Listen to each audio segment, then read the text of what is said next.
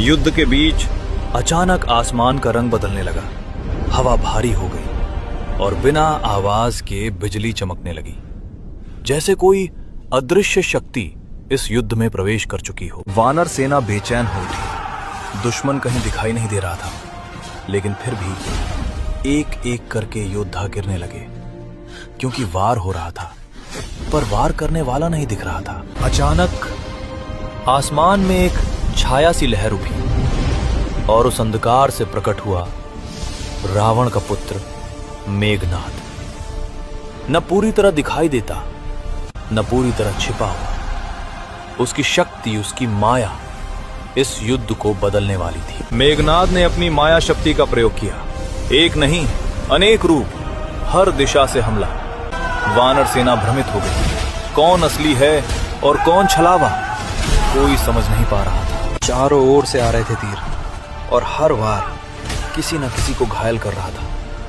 भय फैल चुका था, क्योंकि दुश्मन दिखे बिना ही वार कर रहा था। श्री राम शांत खड़े थे। वे सब देख रहे थे, सब समझ रहे थे।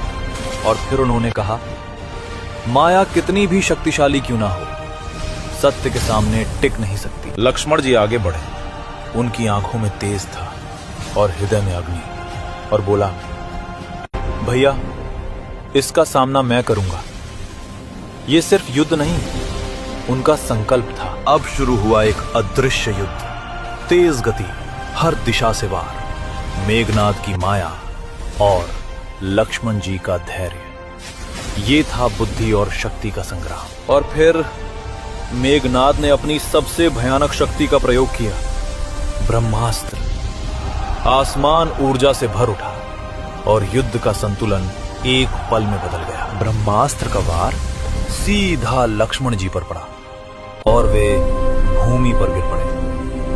पूरा रणभूमि स्तब्ध रह गया और श्री राम पहली बार भीतर से हिल उठे। युद्ध रुक गया।